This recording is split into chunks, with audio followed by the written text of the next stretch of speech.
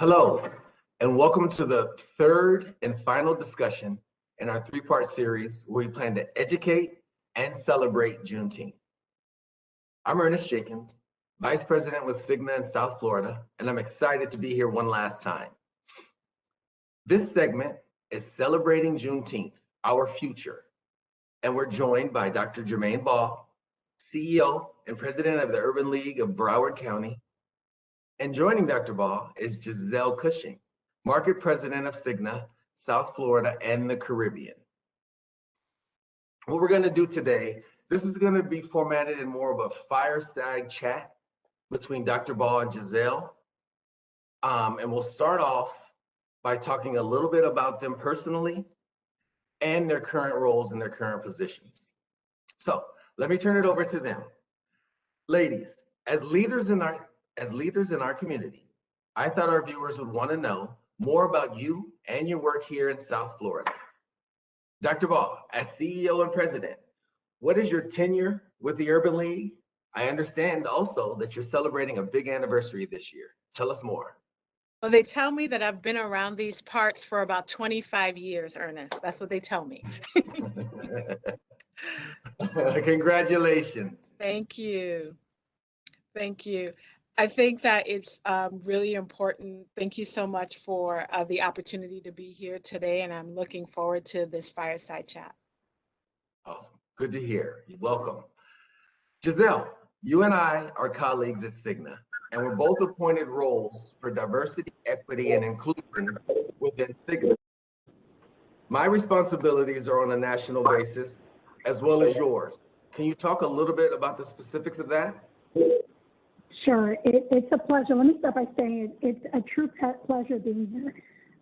Dr. Vaughn and I go back and work together at the Urban League, and it's just fascinating to be able to be on this today here at this fire chat. So Cigna's longstanding commitment to diversity, equity, and inclusion goes way back in time. To that end, Cigna has an enterprise council solely dedicated to DEI. And I'm proud to say that I was nominated in one of 16 leaders in the country that will be leading this effort internally and externally. So I'm really proud of that. I'm really excited. So timing couldn't be any more perfect. Good. And congratulations. It's well deserved. You're going to be a great asset in that role. Thank you, Ernest. All right, so now that we have a little bit of high-level background about each of you, let's delve into celebrating Juneteenth, our future. You both bring great experience and leadership here in South Florida. And as you think about the future from the lens of healthcare or the Urban League with the African-American community, what can we look forward to? Dr. Ball, you first. Ernest, that's a really great question, and one that is absolutely loaded. Needless to say, over this last year and a half, if we've learned nothing, we've learned that the access to education, healthcare, testing is important for all communities. But clearly when it comes to minority communities, and in this particular conversation, particular African-American communities, that there has to be a focus that really gives us the opportunity to look at things differently, to really approach our communities in a different way. And I believe that in this time of the post-pandemic, if we even feel that we're there, that's still a question mark. The jury is still out on that. But when we think about the post-pandemic and what we can look forward to, I'm hopeful that what we can look forward to is a community that is much more conscious about their health care, their personal health care, and that what surrounds them. And when I say what surrounds them, not only for themselves, but for their families and the community on a whole. And realizing that when we think about health care, the idea of the social determinants of health and what that means related to housing, jobs, entrepreneurship, it just impacts so much of what it is that we do. So as we look at our community on a whole, so long health is put to the background until something goes wrong, we need to have it at the forefront. We need to have it as a conscious and completely, totally focused conversation for everybody that's around us. Excellent points. Giselle, thoughts from you? Yeah, so if you think of South Florida, as Dr. Vaughn mentioned, we have a very diverse community. And if you think of just the school systems in Dade and Broward, which, by the way, are one of the largest. So Broward County alone, we have over 42 languages collected by the Census Bureau. So language allows us to share our cultural differences. But when you think about the school systems, what we see here is that our school systems are vital to help our children flourish, and the needs are great. So in Miami-Dade and Broward, being the second and first largest school systems in Florida, we really have to think about how do we bring this forward when it comes to social determinants of health. As we've seen with COVID-19, we've seen access issues, and there's the social determinants of health that also include loneliness, food insecurity. There's so many aspects of it. And being in the community for as long as I've been here, which I think it's now about 35 years, I'm also a Hispanic child, parents were immigrants, seeing the need and the importance around healthcare and access. So here at Cigna, one of our missions is really to work on how do we achieve full health potential regardless of social, economic, and environmental circumstances. So the work that I will be doing here in the council will be to not just focus on South Florida, but globally, we have about 190 million customers around the globe. So diversity is incredibly important. Social determinants of health is a critical environmental as well as social aspect that we have to address. And so it's, like I said, this is such important work that we're doing. And I think it's going to create the future. And the future is tomorrow. It's not today, it's tomorrow, it's the next day. So work in progress, work in progress. I'd love to add on a little bit to what Giselle just said, because I think her point is just so important. The understanding of what we as a community need to be focused on, right? From a diversity, equity, and inclusion perspective, and also from a healthcare perspective. And when I think about relationships that the Urban League has, particularly with entities like Cigna, and I do believe it's important that we all bring our relative brand capital to the respective spaces that we're in. And a part of the brand capital that the Urban League has, and I often say I love working for the Urban League because I get to talk to the suites and I get to talk to the streets, and we bring both of them together. And when I think about the needs in our community from a health equity perspective, having companies like Cigna partnering with not-for-profit community-based organizations from an education perspective becomes really important. We provide opportunities in education, we provide maternal health care, prevention, chronic disease prevention, but it's the combination of both entities working together is what truly is able to move the, when I say the agenda for the family forward, the agenda for the community forward. And then last but certainly not least is Giselle is, I'm just so excited that we will have Giselle representing, South Florida on this council. It's really a mark to who she is as a person. And I'm glad to know that she's a part of our board and we get to work with her, but she gets to bring the voice of South Florida to this conversation. And the voice of South Florida is such a unique, diverse, powerful, and I would even say courageous voice to that table. And here at the Urban League, one of the things that Giselle has supported is related to our race, equity, diversity, and inclusion toolkit for corporate citizens, and looking at ways that corporate entities are able to really uplift these particular issues of diversity, whether it's workplace diversity, supplier diversity, and the like, as a part of their entire way of moving forward in this new landscape. So I'm really excited for you, Giselle, and looking forward to seeing the great things that's going to happen. You know, Dr. Vaughn, I think that's so important, because one of the things that I've learned in my career is around education and awareness. And it's not just what you read, it's life experiences.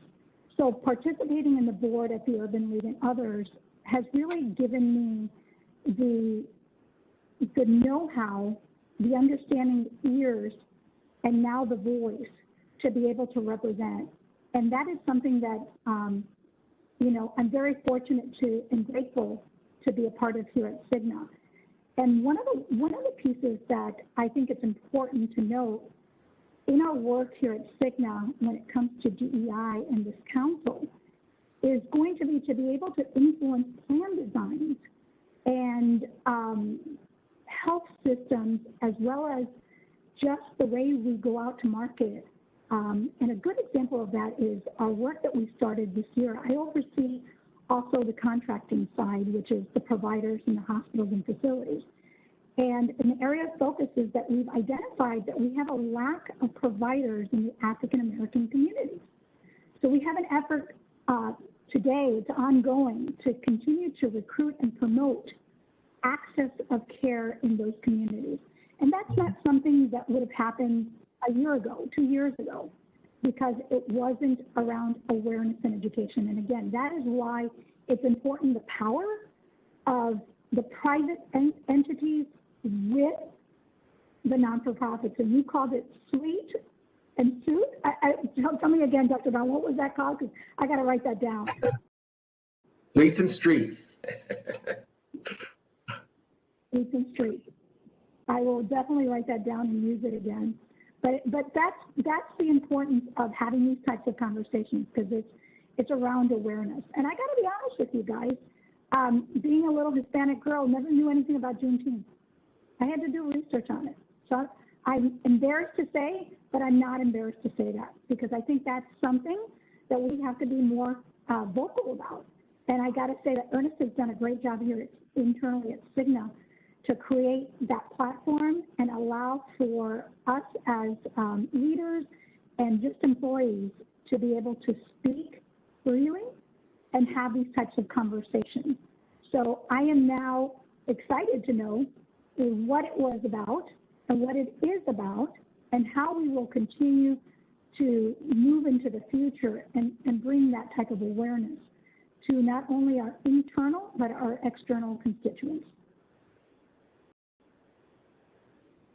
You know, Giselle, great points. This is the third of a 3-part series, and we even talked about that on the very first session, where we were saying it's not just the celebration of Juneteenth, but the education. Because being from such a diverse community, there's so many things going on, right? People moving 100 miles an hour, that sometimes you don't, if you're not educated on something and you don't take the time to learn it, then you may never know. And there's big gaps of information that is missing. And once we're all able to understand kind of where we've come from and the things that we've been through, it increases that appreciation for each other. So I'm just super excited about this event. I could literally sit here with both of you for the next hour or so, but you're both so busy, I won't do that to you. I want to thank you both.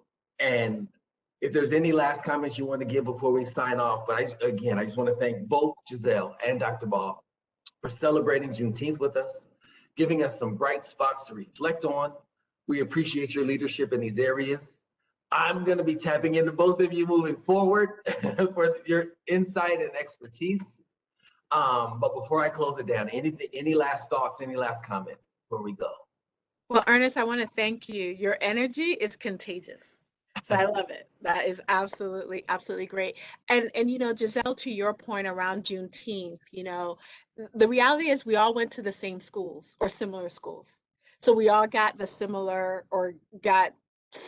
exposure related to education. So Black, Hispanic, white, Asian, you name it, right? We all have to be in a process of re-educating ourselves, right? As professionals, we go through professional learning series all day long to improve our professional skills and knowledge and abilities. It's the same issue around race equity, right? We all have to make a commitment to being able to add information to whatever it is we thought we knew, regardless of our ethnicity and our race. And if we all make that commitment to do that, it makes it so much easier for the generations to follow, because now we have different kinds of conversations and we recognize the culture and the history of all of what makes up our community. And I think that that becomes really important. I really congratulate Cigna on their journey. I want to encourage you to stay involved and stay engaged. Let's not allow this just to be a moment in time. Let's ensure the fact that this is a movement, that this eruption of consciousness is not just for a time, but it literally changes the landscape, not for us, but for everybody else that surrounds us and everybody who will be behind us. Thank you, Dr. Vaughn. So I think the important words there are it's commitment. So a commitment, everyone that's listening to this, we want you to commit to re-educate yourself on what DEI really means and the future that it holds. So I appreciate it. Thank you, guys. Thank you, Ernest. Great job. Really appreciate it. Have a great day, everyone. Awesome. So that wraps up our series of talks for celebrating Juneteenth. We hope you've enjoyed learning African American Research Library and Cultural Center, along with our present-day health, financial, and judicial perspectives. And then finally, getting to know Dr. Jermaine Ball of the Urban League and Giselle Cushing of Cigna. Enjoy learning more as you celebrate Juneteenth with us. Goodbye, everybody. Thank you.